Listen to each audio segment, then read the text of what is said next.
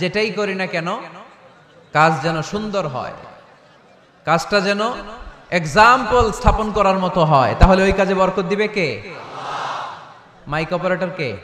আরেকটু স্ট্রং করতে হবে, আরেকটু স্ট্রং করো। ঠিক আছে, আমি বলছি, আল্লাহ রাসূল সাল্লাল্লাহু আলাইহি ওয়াসাল্লাম যখন তোমাদের মতো যুবক, তিনি কি অলস ছিলেন? মা বাআসাল্লাহু নাবিয়ান ইল্লা রাআল গানাম, এই পৃথিবীতে এমন কোন নবী ছিল না যেই নবীরা ছাগল চড়ায় নাই। সুবহানাল্লাহ বলবা না? ছাগল চড়িয়েছেন আমার প্রিয় নবী মুহাম্মদ সাল্লাল্লাহু আলাইহি ওয়াসাল্লাম। মরুভূমিতে তিনি ছাগল চড়াতেন অল্প কিছু পারিশ্রমিকের বিনিময়ে। সাহাবারা বললেন, ইয়া রাসূলুল্লাহ, সব নবী ছাগল চড়িয়েছে বুঝলাম, আপনিও? আল্লাহ রাসূল বললেন, হ্যাঁ আমিও কুনতু আরাআহা আলা কারারিথি আহলি মক্কা, মক্কাবাসীদের দেয়া অল্প কিছু পারিশ্রমিকের বিনিময়ে মক্কা শহরে আমি নিজেও ছাগল চড়িয়েছি। কাজকে ডিফারেন্সিয়েট করে নাই, ছোট বড় না, কাজ যেটা পাও করতে হবে। কাজ করে খাওয়ার মধ্যে কোনো লজ্জা নেই, আছে শুধু সম্মান, ঠিক কিনা? সাউন্ড তো আরো খারাপ হয়ে গেল মনে হয়, এরকম কেন? একটা স্ট্রং অ্যান্ড ক্লিন সাউন্ড দাও। আসো ঠিক করো। তো এই জন্য যুবক যারা আছো, তোমরা আগামীর বাংলাদেশ। আল্লাহ রাসূল সাল্লাল্লাহু আলাইহি ওয়াসাল্লাম যুবক বয়সে একটা সংগঠন করেছিলেন, নাম হচ্ছে, কি নাম? আরবিতে এটাকে বলে হালাফুল ফুদুল। হালাফ মানে শপথ, ফুদুল মানে ভালো কাজ, ভালো কাজের শপথ। আমরা কি পারি না অলিতে গলিতে এরকম হিলফুল ফুজুলের মতো ইসলামিক ক্লাব গড়ে তোলা? পারবো না আমরা? এগুলোর উদ্যোগে আজকে যেরকম যুব সংগঠন ও এলাকাবাসীর যৌথ উদ্যোগে প্রোগ্রাম, এরকম সুন্দর সুন্দর প্রোগ্রাম করতে হবে। শুধু আউটডোর না, এখন থেকে ইনডোর প্রোগ্রাম করার দরকার আছে না নাই? আমাদের দেশে কমিউনিটি সেন্টারে শুধু বিয়ে আর সুন্নতে খাতনা, গোটা বিশ্বে কমিউনিটি সেন্টারগুলোতে কমিউনিটির বড় বড় প্রোগ্রাম করার জন্য তারা অ্যারেঞ্জ করে। কমিউনিটি সেন্টারগুলোতে সেখানে ইনডোর প্রোগ্রাম করতে হবে। প্রতি মাসে ভালো ভালো স্কলারদেরকে এনে, ইনফ্লুয়েন্সিয়াল স্পিকারদেরকে এনে যুবকদেরকে মোটিভেট রাখার দরকার আছে না নাই? কারণ যুবকরাই আগামীর বাংলাদেশ।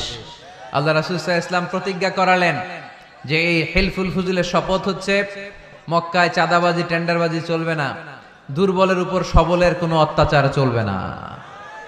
তো এরকম হিলফুল ফুজুল থাকার দরকার আছে না নাই? আল্লাহ এই যুব সংগঠনকে তুমি কবুল করো, এলাকাবাসীকেও তুমি কবুল করো। মিনার বাড়ি বন্দর, নারায়ণগঞ্জ, মুসাপুর রাস্তার পার্শ্বে 2 দিন ব্যাপী তাফসীরুল কোরআনের প্রোগ্রামের আজকে দ্বিতীয় রজনী। প্রথম দিন কথা বলেছিলেন হযরত মাওলানা সাদিকুর রহমান আল আজহারি। আল আজহার ইউনিভার্সিটিতে আমরা একসাথে পড়াশোনা করেছি। আমার ছোট ভাই, সুন্দর কথা বলে, কোরআন থেকে বলে। আল্লাহ তাআলা সাদিকুর রহমান আল আজহারির জ্ঞানকে তুমি আরো বাড়িয়ে দাও।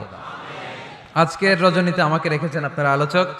আমার আগে কথা বলেছে very energetic, hard working, enthusiastic যুবকদের আইকন শায়েখ সিফাত হাসান।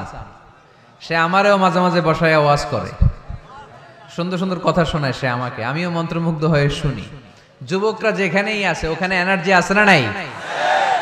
যুবকদের থেকে কথা শুনতে হবে, কারণ যুবকদের মধ্যে আছে অনেক শক্তি। এই শক্তিকে আমরা পজিটিভ ওয়েতে সারাদিন কষ্ট করছে, এখনো যোগাযোগ মেনটেন করে যাচ্ছে। এরকম নেতা আমাদের থানাগুলোতে থাকুক, আমরা চাই কি চাই না? যারা কোরআনের মাহফিল বন্ধ করে না, অ্যারেঞ্জ করে দেয়, আয়োজন করে দেয়, সারাদিন গাদার মতো খাটুনি খেটে কোরআনের মাহফিলে রাত্রেবেলা নিজে উপস্থিত থেকে সার্থক করে দেয়। আমরা এ ধরনের নেতাদেরকে চাই যারা সবসময় কোরআনের পক্ষে থাকবে, ঠিক কিনা? আল্লাহ পাক অত্র এলাকার চেয়ারম্যান মহোদয়কে তুমি কোরআনের জন্য কবুল করো। আরো অনেক বিশেষ অতিথি এই প্রোগ্রামে উপস্থিত হয়েছেন।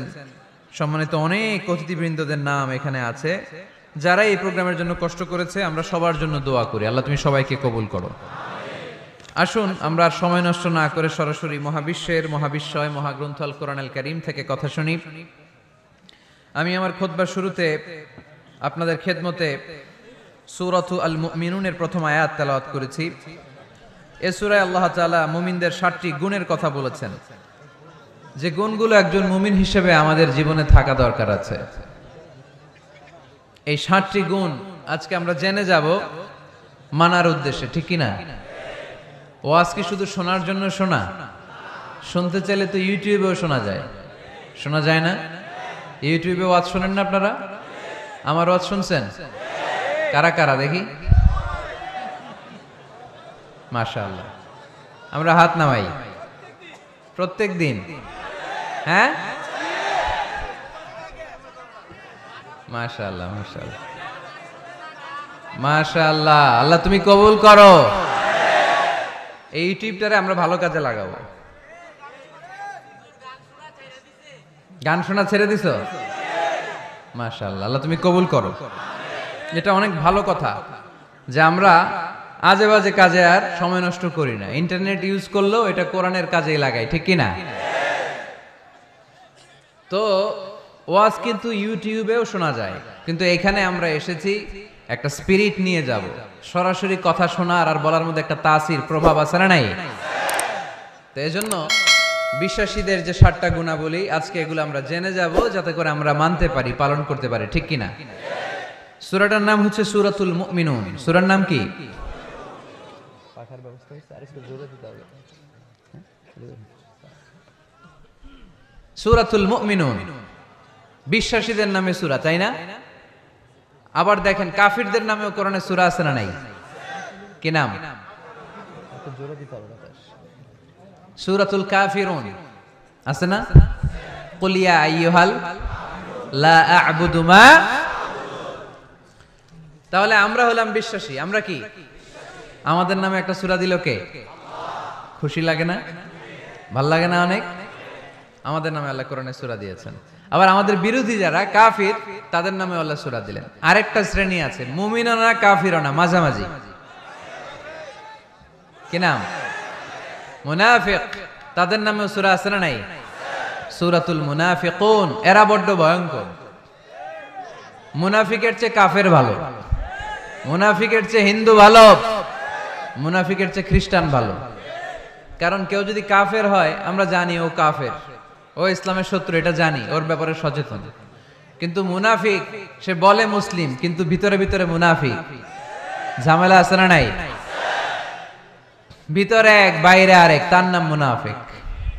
ভিতরে এক বাইরে আরেক, তার নাম ডবল স্ট্যান্ডার্ড মেনটেন করে। দুমুখ সাপ, এদিকেও আছে ওদিকেও আছে, এদিকেও যায় ওদিকেও যায়, এদিকেও নাই ওদিকেও নাই, নেহি এদার নেহি ওদার, দারমিয়ান মে সাদার বাদার।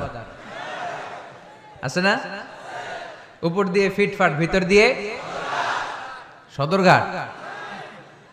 উপর মে পাক সাফ, আন্দার মে খালাত মালাত। উপরে অনেক পাক সাফ, ভিতরে ঝামেলা। এরা মুনাফিক। যেদিকে বৃষ্টি এদিকে ছাতা ধরে, যখন যার কাছে টাকা পয়সা আছে তারে তেল মারে। আছে না নাই? আমরা মুনাফিক হতে চাই? আমরা মুমিন হতে চাই কি চাই না? মুমিন হয় কখন? যখন তার বিশ্বাস থাকে, ঠিক কি না? আল্লাহ বিশ্বাস, আখিরাতে বিশ্বাস। এই বিশ্বাসটা কিন্তু অনেক দামি। টাকা দিয়ে বিশ্বাস কিনা যায় না। আমরা আল্লাহর উপর বিশ্বাস রাখি, আখিরাতে বিশ্বাস রাখি, নবী রাসূলদের উপর বিশ্বাস রাখি, তাই আমরা মুমিন। বিশ্বাসটা অনেক দামি। ঈমান যার মধ্যে থাকে সে হচ্ছে মুমিন। আমল পড়ে, আগে ঈমান। আগে কি? ঈমান হচ্ছে সংখ্যা, আমল হচ্ছে শূন্য। এখন ঈমান নাই, আপনার আছে শুধু আমল। শূন্য বসাতে বসাতে বসাতে বসাতে নারায়ণগঞ্জ থেকে ঢাকা, এটার কোনো দাম আছে? 2000 শূন্য আপনি পাইছেন। 2000 ফলাফল কি? শূন্য। কারণ ঈমান নাই, সংখ্যা নাই। এবার আপনার ঈমান আছে, পেলেন একটা সংখ্যা 1, তারপর আমল করতে শুরু করলেন, পেলেন শূন্য। যাকাত দিলেন, পেলেন শূন্য। হজ করলেন, পেলেন শূন্য। দাম আছে না নাই? একের পরে শূন্য দিলে দাম আছে না? তাহলে আগে লাগবে কি? ঈমান। ঈমান মানে বিশ্বাস। বিশ্বাসটা খুব দামি। এই বিশ্বাস যেন নষ্ট না হয়, বিশ্বাসে যেন আঘাত না আসে।